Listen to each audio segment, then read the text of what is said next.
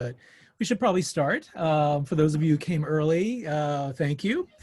My name is Peter Maravellis, and on behalf of City Lights Booksellers, I'd like to welcome you to City Lights Live, the virtual reading series that continues in the footsteps of our in-store calendar during the shelter in place. We continue to celebrate the works of authors we know and love with readings, discussions, forums throughout the month of September and into the fall. We're happy to announce that City Lights has finally reopened its doors to the public. Following San Francisco Health Department guidelines, we aim to make our reopening as safe as possible for all of you and our workers. So please do come and visit us. You'll be able to once again browse our stacks. Our business hours are 7 days a week from 12 noon until 8 p.m. So we've worked very hard to transform the store. The entrance is now on the Broadway side of the building. It's at 271 Columbus.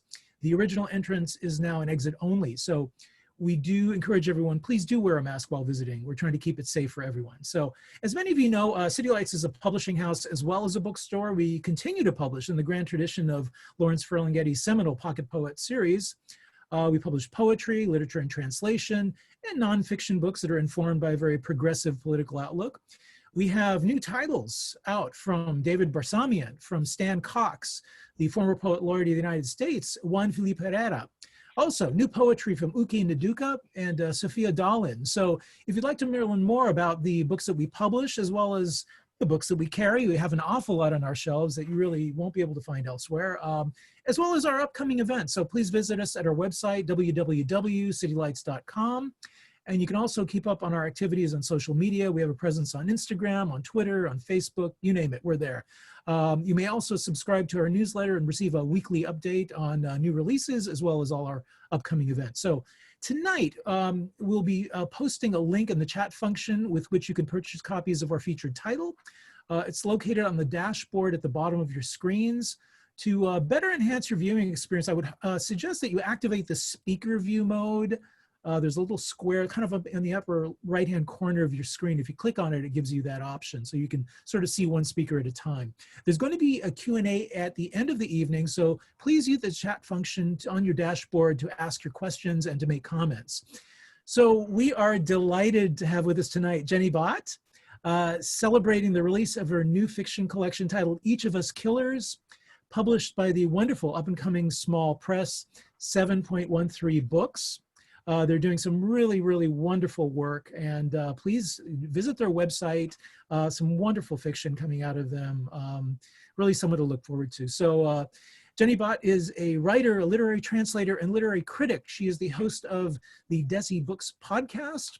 Her writing has appeared or is forthcoming in various venues in the United States, UK, and India. These include NPR, The Washington Post, Electric Literature, The Atlantic, BBC Culture, and many, many others. Her fiction has been nominated for Pushcart Prizes and the 2017 Best American Short Stories. She was a finalist for the 2017 Best of the Net anthology as well. Having lived and worked her way around India, England, Germany, Scotland, and various parts of the United States, she now makes her home in Dallas, Texas, from where she is beaming out tonight. So joining her in conversation is Devi Laskar. She is the author of The Atlas of Reds and Blues, winner of the 7th annual Crooks Corner Book Prize in 2020 for the best debut novel set in the South. Also, winner of the 2020 Asian Pacific American Award for Literature, sponsored by the Asian Pacific American Librarians Association, as well as other numerous awards and honors. The novel was named by the Washington Post as one of the 50 best books of 2019. So Ms. Laskar's work has appeared in Poem a Day, Indian Express, and Crab Orchard Review. She has been nominated for a Pushcart Prize and Best of the Net, and is an alumni of both the Op-Ed Project and VONA, among others. So in 2017, Finishing Line Press published 2 poetry chapbooks by her. A native of Chapel Hill, North Carolina, she now makes her home in California with her family. It is such a great pleasure to have both of you here with us, albeit virtually. Welcome to City Lights Live.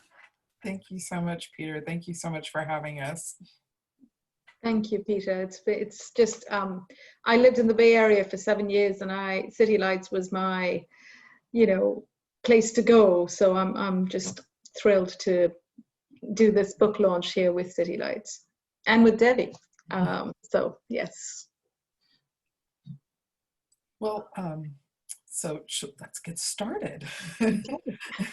So, I wanted to have you read, but before I wanted to just ask you a couple of writing questions as one writer to the other. What what was the germ, the seed that made you want to write these stories and see them come together as a whole? Well, so the collection centers on working lives, and I wanted to foreground work, our workplace, and how our identities are shaped by the work we do and how we navigate, the fault lines of gender and class and caste and ethnicity and race. And, but the truth is, I didn't actually set out, I didn't start this collection when I started writing the individual stories. I didn't think, oh, this is what I'm going to do. I honestly didn't even think that this was the overriding or the unifying theme, because I just started writing those short stories and started publishing, sending them out to literary magazines to get them published. And then when I eventually felt like I had enough for a collection, I started to sort of send them out, querying agents and editors. And even then, I never positioned the collection as about working lives, even though that was the case, all the stories were. I just positioned them as, here's my collection. And I remember, one or two people responded with, usually collections are better if they're organized around a theme. And I'm thinking, how do I do that? How do I do that? And then Laura Vandenberg, who's an amazing short story writer, she suddenly did this Twitter thread. I think it was in 2018, it might have been 2018, where she wrote about how she organized, and I still have a link to that, so I'm happy to share it later with folks on Twitter, but she did a thread about how she organizes her short story collections. And it just, something clicked. And I was like, oh, let me go try. And then I did, and I was like, okay, well, that's the theme. And then that's how I then repositioned and then started querying. So initially, it wasn't that it was originally meant for that, but it just happened that, I was writing about what was a preoccupation for me, and then it just happened that all the stories had that same preoccupation. So. Wow. So would you say many of the stories are more recent, or have you been writing them for a while and they seem to fit, or? Well, I've been writing short stories for a long time, but these particular ones in this collection, I started them, I would say mid to late 2015. Oh, wow. So in that, yeah. And I had moved back to India for that period of time because I couldn't afford, I'd left California, I couldn't afford to live off my savings in California, as you can imagine. And so I had moved back to India just for just initially a couple years. And what happened was that in 2014, a new government had come into power in India, the Modi government. And I think what happened, he had promised, one of his main campaign promises was that they were going to create a lot of new jobs, and it was going to be, the campaign slogan was good days. We're going to bring the good days back, and we're going to have a lot of jobs. And of course, what happened was once they came into power, it wasn't as easy as they probably thought. And so what happened was that the jobs weren't materializing, and there was, more religious fundamentalism, more communal riots and things, and all of that factored into these stories, because while I was still writing about work, I was writing about those particular challenges that I was seeing, related to work in the folks who were around me then at the time. Oh, wow. That's amazing. And so can you tell us a little bit about the title story? That I have to say that was one of my favorite pieces in this. And of course it came last, so it was a lovely, it was a lovely way to end the collection. But can you tell us a little bit about how you came to that? Well, so that story is based on a real life situation that happened in the state of Gujarat. Now, Gujarat is on the western coast of India. And what had happened was that these lower caste, so in India there is a caste system, right? It's very deeply entrenched, and some folks will know about that. And there is this caste known as the untouchable or the Dalit caste. And usually they're the ones who do all the menial tasks in the community, right? They'll do the cleaning, and in the rural areas, if there are dead animals, they'll be the ones who are taking those away and skinning the carcasses and that sort of thing. Now what happened was it just started with something really, really quite basic, which was that a video, a clip, started to make the rounds on WhatsApp, and it showed 4 young Dalit men tied to the front of a SUV van being whipped by these upper caste men. And turned out, we didn't know initially why it was, and then we found out in the news, and it was all over because then there were riots and everything. And it turned out they were being whipped because they were suspected of having killed a cow. And the cow is a sacred animal, of course, in India. And they had been caught skinning the cow, but they were being accused of, having killed it to skin it, to get its skin and all that. And so they were being whipped, and that video went around, and they maintained that, no, we didn't kill the cow. It was a dead cow, and we were just skinning it. Anyways, so that became this huge deal, and it turned into something really terrible where we weren't getting the true story in the media. And so the story, Each of Us Killers, is where I've fictionalized where a reporter, a journalist, goes from a city to one of these little villages where, there's been a death related to this incident, and he's trying to get the real story. And that's what that title story is about. He's trying to understand what happened. And the community that he's discussing it with, they've sort of closed ranks a little bit because they don't want the outsider interference. They feel like they've already had enough, to deal with. And so that's what that title story is about.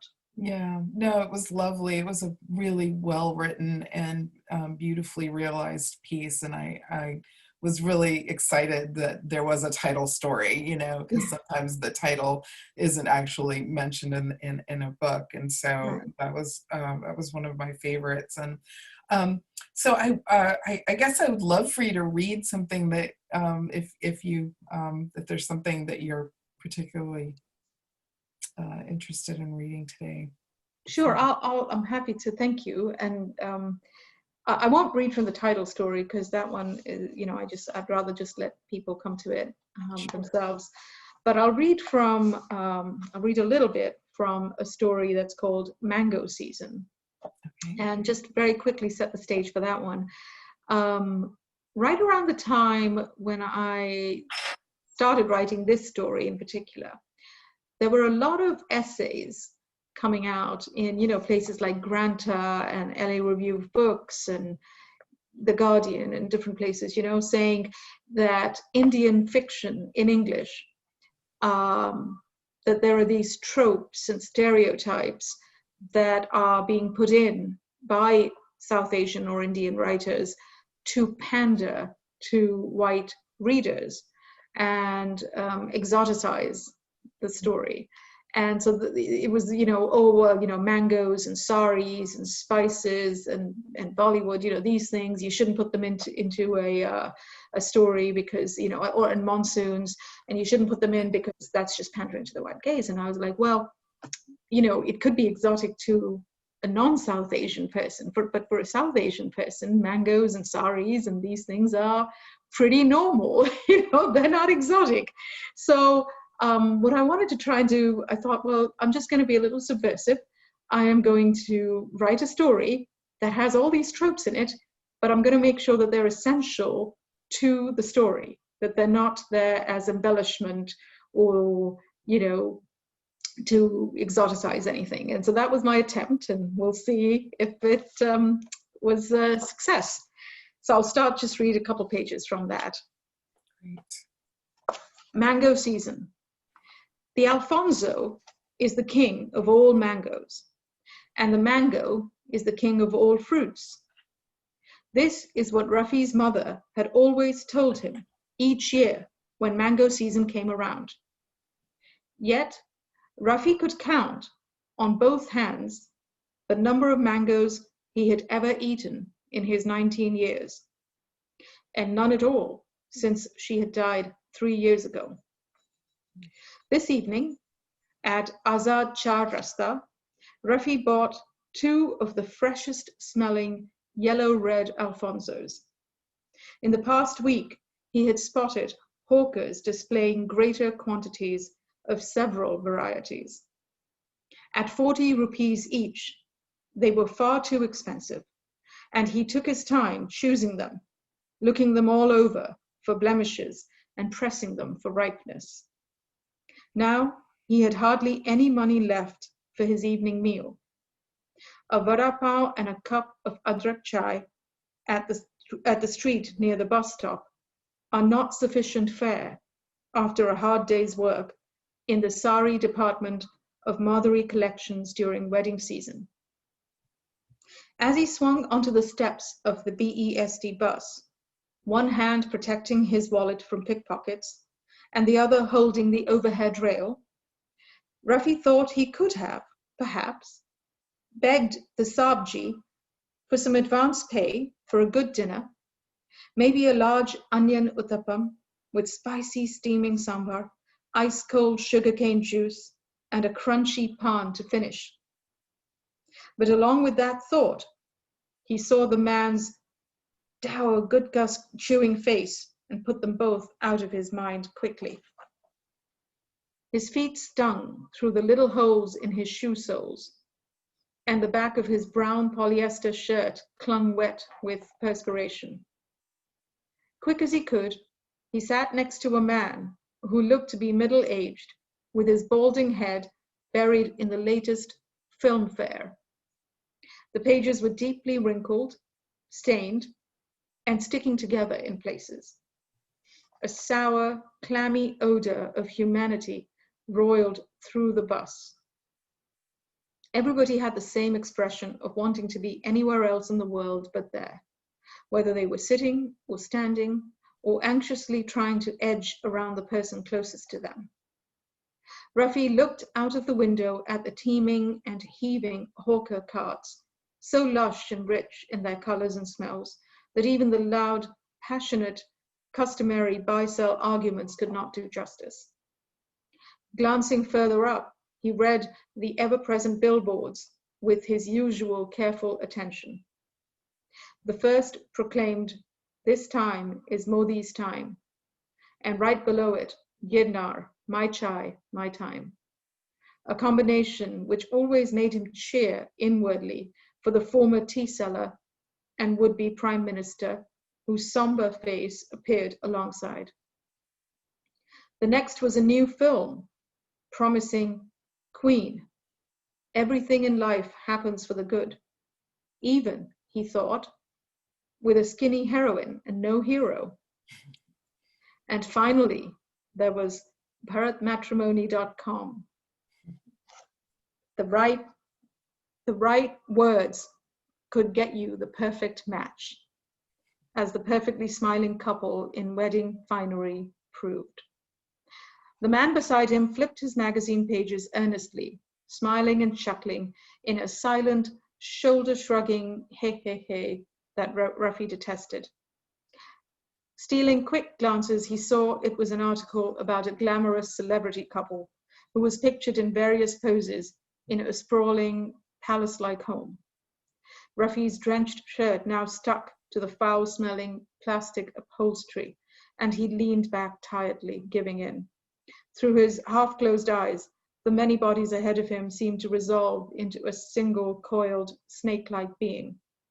The thought that he would need to push through it to get off at his stop started an ache in the back of his head. I'll just leave it there with 2 pages.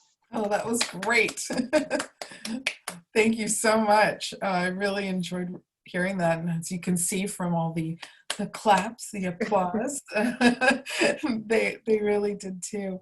So so let's, I think there's some writers in our audience. So can you speak a little bit about your writing process, and if you are a routine person, or a person who indulges in outline, or if you are one of those people who kind of uncovers things as they write? I'm definitely an outline person. Oh, okay. I'm definitely, I need a structure, I need a scaffolding. Mm-hmm. So what happens, I mean, the initial inspiration for a story can come from anything. It could be an image, a song, a news headline, it could be anything, right? But once I have that, just like I was saying with Each of Us Killers, it was this real life story. But then I have to sit down and, to some extent, I have to work out what I want the arc of the story to be. Because without that, I don't feel enough interest for myself. It's like I have to see a little bit of the road ahead, not fully, but I have to see a little. So definitely I prefer to outline. And during that initial process, I sort of figure out who's going to be telling the story, right? Whose voice it will be and whose point of view. So that's enough for me to get started then.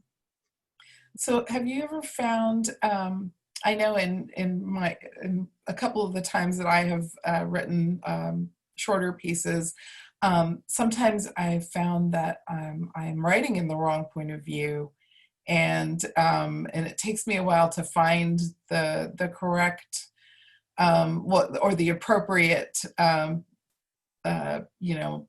point of view or tense, or has that happened to you? Have you experienced that at all? Yeah. I mean, not with this story. The story was pretty clear to me, Right. but I struggled quite a bit with the two stories that bookend the collection. Okay. And which is, the title story, Each of Us Killers, which is kind of this collective second person sort of point of view. And then the first one is Return to India, which is also set on a real life incident, but it has this polyphony of voices. So we've got multiple, people. It's kind of sort of like an interview, being done of, various people in the workplace. And I hadn't initially started with either of those stories that way.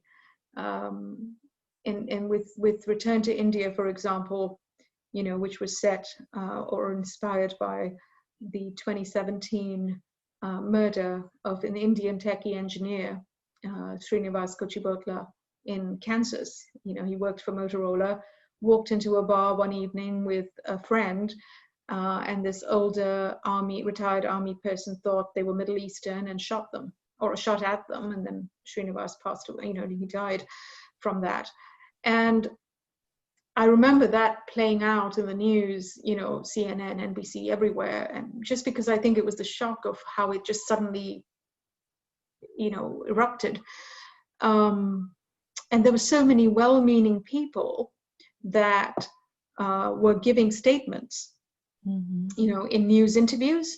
And you're a journalist, so I think you'll get this, Devi, because the journalists were going around asking his co-workers, what was it like, what was Srinivas like, and tell us a little bit about him.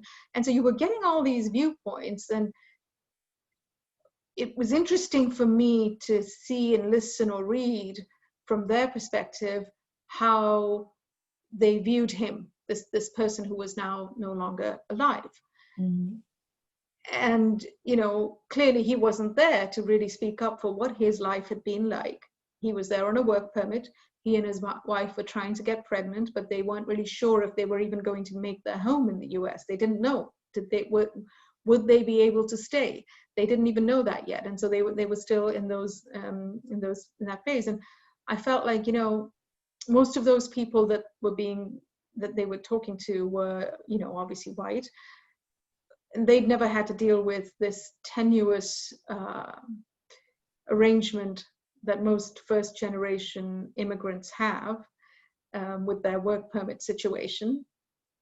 And I don't think they really understood what life must have been like for these two people who had come from India and tried to make a home there in this, part of Kansas. Sure. And so when I initially started writing the story, I tried writing it from the police officer's point of view. I tried writing it from the wife's point of view. I tried writing it from the killer's point of view. I just tried different. And then I thought, I just can't. I can't do it from any one person's point of view because there are too many pieces of this puzzle. And so I thought, I'm just going to write it like this interview format, and I'm just going to make all these co-workers give their little pieces just as if they were doing it, with the journalists. And I'm going to do it in a way that the reader then can choose to piece that puzzle together and create an impression of this dead engineer, the way they see it based on all these pieces, So that one took a while because of me trying a lot of different. Yeah. I mean, I think that's sort of the pleasure and pain of writing, right? You have to kind of do a lot of trial and error. So and then how would you characterize, like, how I know that you were talking earlier about how you followed Laura Vandenberg's recipe for ordering, but for those of us who haven't read it, would you like to tell us a little bit about what about that process appealed to you and what you learned as you were trying to put this together?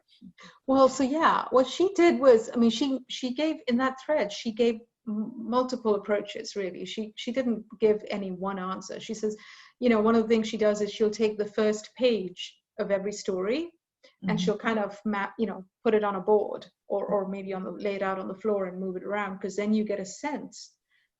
Just that first page, which is the opening of the story, you've got some of the energy of the story there, right? You get the sense of that story on that first page. And so you can sort of look at it as a whole and kind of move things around, and you start getting a sense of, how is this whole emotional, mood of this collection flowing. And so that was one I recall that she suggested, and I did try that. Another one she had suggested was taking the opening sentences. Another one she said was write down, the themes of each of the stories, the main theme, and then one or two key things about the story that you really want the reader to pick up, and then figure out how you're going to arrange them. So she gave kind of multiple ways, and I tried a couple of those. I also knew that one thing I wanted to do is, and I read this in an interview with Akhil Sharma, who's an Indian American writer, and he has done novels as well as short story collections. And he said that when he receives a short story collection, whether it's to review or to blurb, one of the things he'll do is he'll go to the first one and the last one, and that gives him a good sense of whether this is a strong collection for him to kind of invest more time. And he says, and then the middle one. So he says, because sometimes I don't have time to read the whole collection, so I'll look at the first and the last and the middle.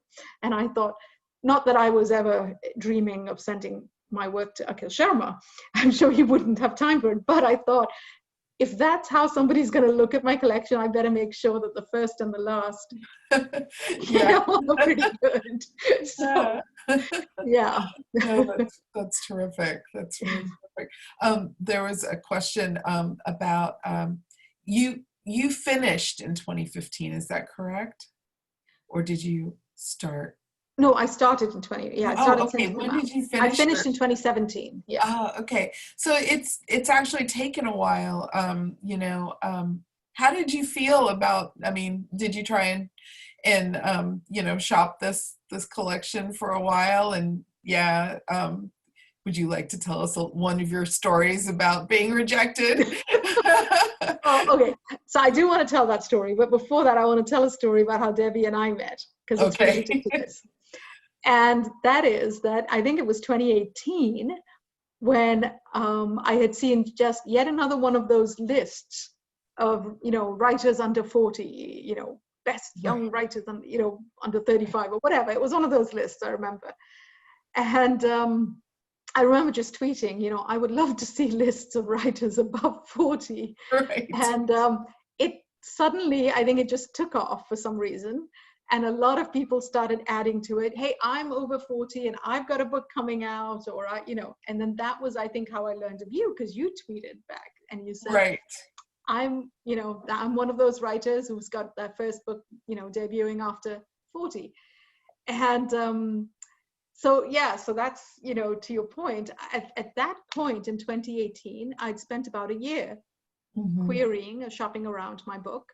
And I'm not saying that the agents were saying, oh, you know, you're too old or anything, but I kind of got a distinct sense, just based on some of the feedback, that had I been one of those young breakout stars under 30 or whatever, it wouldn't have mattered that I was coming out with a short story collection.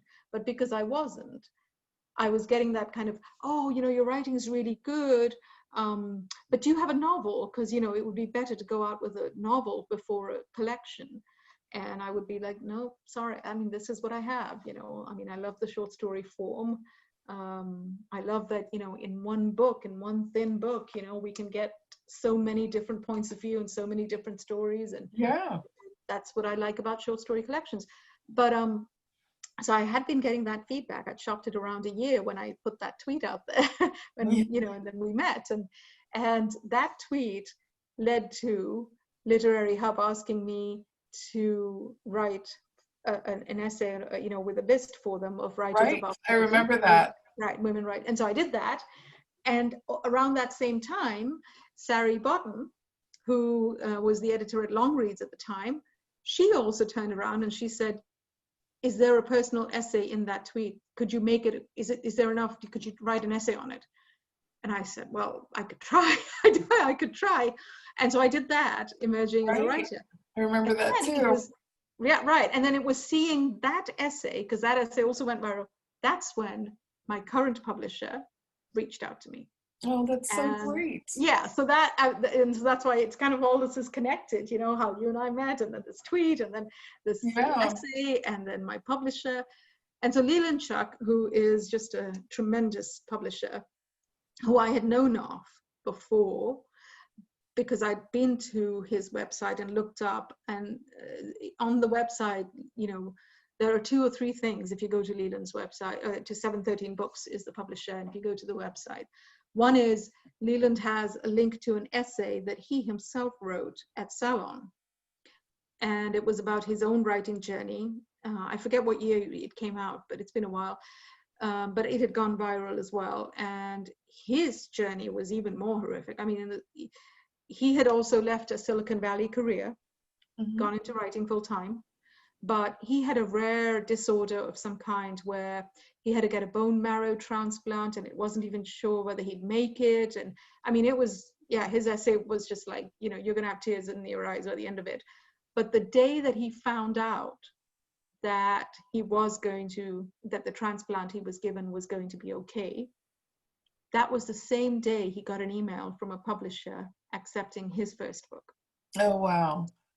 And that day, yes, it was. And that day was 7/13. Ah, The book. see, what a great origin story. I'm telling you, you know, so everyone, you should go and read that Salon essay. Just look for Leland Chuck and go and read that essay. So, but I read that essay, I knew of Leland, but I didn't send my manuscript. I had not till then sent my manuscript to him, even though I liked the books that he was putting out, because on his website, he'd said something about, we are now taking submissions for 2021 or something like that. And this was in 2018. So I was like, oh my gosh, you know, I can't wait that long. Right. So, you know, so I never sent my book to him. But then, as I said, he reached out after the Longreads essay. And he said, you know, you've probably already got an agent or a publisher, but if not, I would love to read your manuscript. And I said, I did have somebody I was walking away from, a publisher. So I said, you know what, I would love for you to take a look. And we went from there. So that was the journey. Yeah. That's fantastic. Yes, I know. I think we all have, all of us who are published or about to be, we all have that rejection story, and then finally the acceptance. And I think the one thing we all have in common as writers, because all of our journeys are so different, is that we didn't quit, right? We actually, so many people said no, or so many people said you're not going to make it because of your age or your subject matter, or whatever, right? But none of us stopped, right? And we just, well, and that's yeah, and I'm glad you mentioned that, because I'm dying to hear about your, how did you get your first book contract? Well, yeah, I sort of did it backwards. So yes, I finished my rough draft, my final draft of the Atlas of Reds and Blues at the end of 2016, right around the time of the election. And then for the next year, I tried really hard to sell it and to get an agent, and I just was roundly rejected for a full year. And then at the end of 2017, a friend of mine, her nonfiction book was coming out, and so she asked me to come to her reading, and so I went in support of her. And this poet that I knew this woman that I knew only as a poet. I didn't know anything else about her except that I read one of her poems in the New Yorker, and I was really I loved it. And so she remembered me because we had met virtually somewhere. And she said, would you whatever happened to your book? And I said, oh, nothing, because nobody wants this book and no one's interested. And I mean, my rejections were, some of them were fairly brutal, like, it's that, oh, you're too old, or, or to be a debut, but also, something along the line, I wrote a book about racism, right? So, they were like, I can't believe that someone of your intellect would want to write about this. And I was like, I'm not sure whether to be really insulted or somewhat insulted, and it's just stuff like that. But so anyway, she said, well, I can't make any promises, right, but I'd love to read it. And as you know, as a writer, right, when someone asks you to when someone asks to read your work, you don't stop, right? You're ready to give it to them right then. And she was like, I'm an older person. I refuse to read on my tablet or screen, so you're gonna have to print it out for me. And so I did, and and then I didn't hear from her for months, and then one thing led to another, and she finally got back to me, and then she passed it on to someone who passed it on to someone at Counterpoint, and and then I didn't hear from them for weeks, once it got to that point. So by the time I had actually gotten a phone call from them, I was so surprised because I was very mentally prepared to sort of put the book, metaphorically speaking, back in a box and just move on, right? And so it is very surprising. I'm always still very surprised when I see strangers, at an event that are coming to hear me or, speak to me about the book, because I was 52 when the book came out, and I didn't have any expectation of that. And so this is all lovely, but a complete surprise. Yeah. So at that, let me just mention to everyone, so Devi's book, which, as Peter mentioned at the beginning, The Atlas of Reds and Blues, was one of my favorite reads of 2019. And if you haven't read it, I would really ask you, hit that buy link in the chat window and please take a look at that book. It's won several awards, and rightly so. It's just a beautiful book. It really is. And she said it's about racism, but I will tell you, it's about a lot more. It's about motherhood. It's about working women. It's about, there's just so much. I mean, there are many themes that are interwoven. So please do take a look at that book if you haven't read it already. Thank you, Jenny. So I wanted to go back to your short story collection. One of the pieces that I really loved was the 12 short tales of women at work. Right. I just really loved it. I love the format, and of these little brief glimpses that seem to encapsulate entire life. And I wanted to know like how you did that. and what was the seed, or you know, what was the spark that led to that? And then I would love it if you would read a piece of that. Sure. So what Devi is referring to is there's a section in the collection where it's just these microfiction stories of basically, I would say, harassment in the workplace, right? And what the seed was, I was trying to write, I wanted to write a story about harassment in the workplace, but I didn't want it to be the usual and kind of on the nose, predictable type. And right around that time, when I was thinking, how do I write about this? Me Too happened. Oh, And so if anyone, if you know, all of you, whoever was on Twitter, you'll know that the hashtag Me Too, you know, there were a lot of stories coming out. And it wasn't just the Harvey Weinsteins. There were stories about just average people like us, you know, who were sharing what had happened to them in the workplace. And it would range from your everyday sexism to outright molestation or rape. And these people were just tweeting these, right? They were tweeting these little tweets. And some of the tweets would just, like, I was in India at the time. And so some of those, I would get up and I'd be having my morning tea and it would just like hit me. I'd be looking at a tweet and it would just hit me like, oh my gosh, you know, so in one tweet, people were conveying so much. And I remember thinking, is that, you know, that's a form of writing too, right? You know, some of you heard it. A tweet is a form of writing. And so I thought, let me see if I can try that. Can I give an entire story in, you know, just that tweet length? And I literally wrote each one of those in a tweet. I actually went to Twitter and I tried to write it in that number of characters, because I had given myself that restriction. So I literally wrote each one of them there and then, you know, put them in my. That's really great. No, that was really, it really reminded me, I don't know if you've read Lydia Davis. She's very famous for her very short pieces, right? And it really resonated with me as like, oh, this is something that Lydia would write, you know. I really enjoyed it. It was also very different from the rest, and so and it sort of called attention to itself in this really lovely way.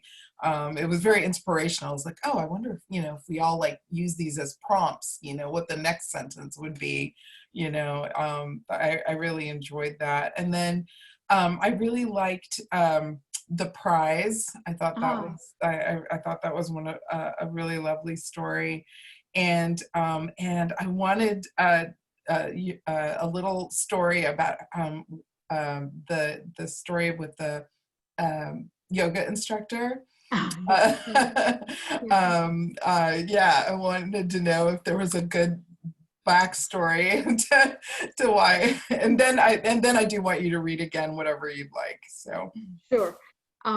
So with the prize is about this architect in Ahmedabad, and I was actually living in Ahmedabad at the time, and I was living in this apartment complex, a society where some of the things that I describe, you know, well, some of those things in terms of the bribery, corruption in everyday business transactions, that just was normal, right? It does happen in India, where you still have to, if you've lived there or read enough about it, you'll know is that sometimes you have to grease the wheels.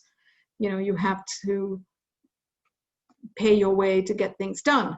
And that was kind of what I wanted to explore, what I thought, what, you know, that people just say, oh yeah, it's India, you have to do that. But I always felt that, you know, there must have been for each one of these people like my own brother who lives there now, and my dad who still lives there, there must have been that first time, right? That first time they had to make that decision to do that. And so I thought, I want to write about what is that first time for a young, idealistic, up-and-coming person who has to make that decision to take that route. And what does that do to him as a person, as a husband, as a working professional? You know, so that's what that story kind of, that's how that came about. Yeah, I really enjoyed that story. I would love it if you would read a few of the segments from the 12 short tales. Okay. Okay. Meeting after all these years, she tried to recall exactly why she had left her job at that firm. He was a vice president now. Then he interrupted her while she laughed over someone else's joke, with a hand rubbing her bra strap long after she had stopped smiling. Next one. You're pretty. What do you need this promotion for? Have your parents find you a rich husband. His loud laugh rang in her ears. A decade later, she visited the branch as his boss's boss. She held his gaze while handing him a severance package.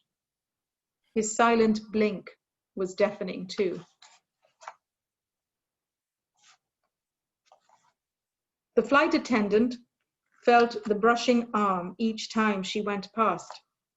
As the hours went by, he drank more, stared more, touched more.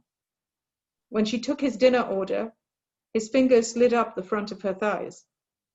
With the next drink order, she dropped in 3 sleeping pills. Yes. Well, and so some of these I wanted to make sure that I was not just, you know, making them out to be victims, right? I didn't want these to be victim stories. Right. No, that's terrific. Okay. So I think we'll move on to questions. Right. So I'm not sure if Peter's coming back.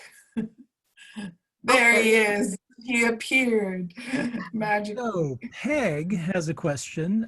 She says, you said you began writing the stories back in 2015, which doesn't seem that terribly long ago for me. So I wonder if you can look back and see the origins or the seeds in anything before then. Oh, yes. I mean, I've been working at some kind of job or other since I was maybe 17, right? And I'm 48 now. And so I would say that even though I actually started writing the stories in 2014 or 15, everything my entire life before that, all the work experiences, and I've had some 20 some different jobs. I haven't always worked in corporate America. I've had different kinds of jobs. So yeah, all those work experiences have all come together in these stories. And Prakul asks, what's next? Oh, great. Thank you, Prakul.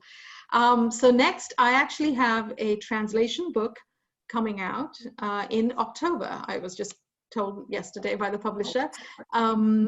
It was going to be December, but now it's October. So I go straight from this into that, I guess. But it's another short story collection. It's the selected short stories of the Gujarati writer Dhumketu. Dhumketu means comet. And he was considered a short story pioneer in the Gujarati language. He wrote some 600 short stories, and only 1 or 2 have ever been translated into English. So this will be kind of the first book-length translation of his. So I'm a little nervous, but a little excited and looking forward to that. Cool. Sejal asks, could you talk a little bit more about the ordering of the stories, like more details about that? Okay, so Sejal, I will definitely make sure you get that link, the Laura Vandenberg link as well. But yeah, I mean, I think that though Laura had, several approaches, and I think she's even got an essay somewhere. I think it might be Craft or somewhere where she wrote more about it as well.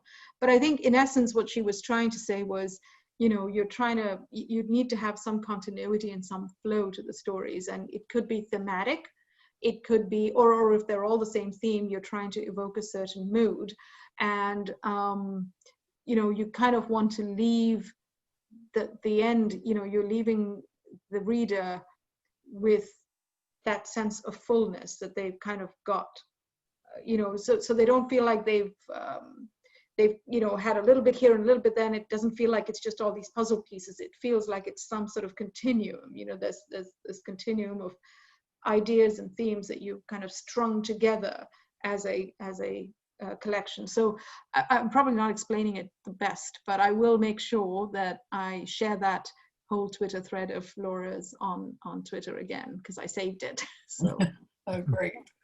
That's great. So I have a question from Ian. What were your inspirations drawn from? The time you spent in the US, time in India, the corporate world, the books you read? So all of those? Yeah, I mean, that's a lot of questions. Sorry, say that again, Peter. That's a lot of questions there. Yeah. I mean, I would say, just speaking very specifically about this collection, right? There are two kinds of inspirations. One is the actual thematic inspiration, and of course, as I mentioned earlier, most of these stories are related to they're about working lives, and the ones that are set in India were definitely inspired by what was going on in India around me sociopolitically at the time. The ones that are set in the US and the UK are definitely drawn on some of my own personal experiences, which have then been fictionalized. So that's one kind of experience. But the other kind of inspiration. I think the other inspiration that we don't often talk about is, whenever we write, our writing is always in conversation with some other books or material we read also, right? And for me, because I read a lot of short stories, and during the time that I was writing these stories, I was also doing a short story column, a monthly short story column, where I was looking at short stories from around the world, and putting them together thematically, and talking about them, analyzing them. And I did a lot of literary criticism of new short story collections that were coming out. So people often ask me, which short story writers have inspired you specifically for this collection? And I would say, one, if anyone here has read Rohinton Mistry's Bombay stories, yeah. I definitely find that, the mood, the ethos, and some of the themes, although he was writing about very specifically the Parsi community, which I'm not writing about, but I just, that social realism in a way. So that was one inspiration and influence in terms of the writing. And then there are several stories towards the end which are kind of, folktale-like. There's a folktale and a little bit of magical realism and in The Waiting, and even a little bit in Mango Season. And for those, I would say my inspiration was definitely more of the Gujarati writers that I read in the original Gujarati, growing up at home, my mother's books. And so that was, not a writer in English, but, they were these Gujarati folk tales and, the oral storytelling traditions that we have in India and that I grew up with. So I would definitely count that among one of the main inspirations. Good. Let's see. I think, let's see. Sonia wants to know, did you use all your jobs or how did you choose those? Can you talk a little from fact to fiction, even in setting? Yeah, so I did use a lot of my jobs. I did use a number of my jobs. Although, of course, for example, the prize, I've never been an architect. So that was totally made up. I've never been a saree shop employee. So that was made up. But I have worked as a shop assistant, as a retail shop assistant. I've worked as a bartender. I have done yoga, I've taught yoga, so I've done that. So there were, I would say, there's a good mix there. of jobs that I've had and jobs that I've made up. With the jobs that I've had, I intentionally did not set them exactly where I'd done them in these stories. I mixed things up, obviously, a little bit. So, but yeah, I would say there's a good mix of jobs I've had and jobs that I made up. Yeah. So Hazel comments, I just checked when I interviewed you for my radio program, Tidings, about letter writing. That was in January of 2015. In my mind, you are associated to my ongoing fascination with letter writing. So I wonder if you ever thought about writing an epistolary story. Ah, yes. Hazel, hello, and thank you for being here. And great question. And I think it was January 2014, because I remember I was still in Santa Clara when I spoke with you. And I think that was 2014. But thank you. And I still remember our conversation about letters and how much we love letters. So to answer your question, I think I've got a couple of stories that I never finished and never sent out that I did write in epistolary fashion, but I guess letters are so old school now, right? So people don't, write letters as much. And I think if I ever revisit any one of those stories, I'll probably have to change it so that it's more, text and Facebook and Twitter and social media as opposed to just letters and emails, right? Because that's how we communicate now. Though I will say, I've just finished writing something and I purposefully set it in the late 80s before the time of cell phone. Yeah. And it was actually such a pleasure not to have to worry about well, they're not actually going to be able to figure this out in 2 minutes because they don't have a phone and they can't Google it, right? And it was such a pleasure to write a story where I didn't actually have to think about any of that, right? Right. Yeah. Yeah, I guess, if I set something back in time, I would definitely still do it because I love letters and I love how there can be so much text and subtext and, you could play a lot with letters. Yeah. Did you read An American Marriage? I have read bits of it. I haven't finished reading it yet, but yes. Yeah. So Yes. Yeah. So. Well, we have time for one more question. This is from Rico. Any comments to make on the responsibility / creativity of writers in a time like this, or more particularly in the midst of the rise of powerful fascist regimes like those of Modi and Trump, etc.? Well, I mean, it's a great question, and I'm curious to hear Devi on this as well. But I will just say this: I think that all of us, whether we're writers or not, we all have our own ways of resisting or speaking out or acting, and everybody has their own way, and that's fine. For writers, I think we choose, words are our weapons. We choose words as a way to resist.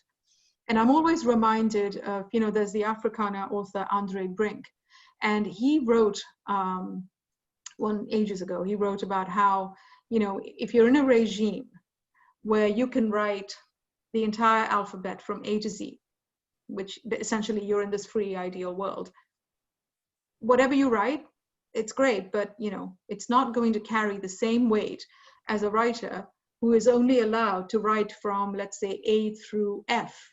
Because then the minute that writer writes about G, his word carries, that G carries a lot more weight. And so I feel like as writers, if there's one thing we all can do is, because in every community, there are things that are unspeakable, things that we don't like to talk about or speak about or write about. And if all of us as writers, whatever our identity is, whether we call ourselves Indian, American, South Asian, whatever we may call ourselves, in our own communities, whatever those things are that are unspeakable, maybe we can use the gifts and the privileges that we have to talk about those and write about those. And that's when our word will carry weight. And that's me. And I mean, just to piggyback on that idea is that, I feel like in this time, there are people whose voices are not heard. And as someone who does, utilize social media and does have a little bit of a platform, I think it's we're sort of obligated as part of the larger writing community to amplify the voices that aren't getting as much attention, or that have something really important to say but aren't getting the coverage, and it's just up to us to be a little bit more generous with our time and with our own platforms, and to kind of spread the news that other people are trying to say at this time, especially. Yeah. Yeah, I think that's something we can do that doesn't take a lot of time, but it does have a far-reaching impact. Yes. Sharing our platform and sharing our space to others who have something to say. Yes, well said. I think that's a lovely way of ending the evening. I am ever grateful to both of you. Jenny, congratulations on this book launch, and thank you for choosing City Lights. And we're really honored. And Devi, you are such a wonderful interlocutor. I'm so grateful that you could be with us. Thank you. This was so much fun. Thank you so much for having us. Yes, thank you, Peter. I'm very grateful and honored. City Lights is an institution, and I mean, you guys are just terrific, and I'm so glad you're still around and doing what you do. And everybody, please make sure if you're buying books, support independent bookstores like City Lights, because they do a lot in the community. So please buy, use the buy link, and please buy the books from City Light, because we need to support our independent bookstores. Thank you. So for anyone who didn't make it tonight, we're going to be rebroadcasting this on YouTube. We'll be posting it on our social media in the next few days. So keep an eye out for that. So look forward to seeing you all again in the near future. I hope you all have an excellent evening. Please be safe. Please be well. Read this wonderful, actually read both these wonderful books that we've been posting. And please take care, everyone. Great. Take care. Congratulations, Jenny. Thank you. Thank you, Debbie. Thank you so much. All right. Bye-bye. Take care.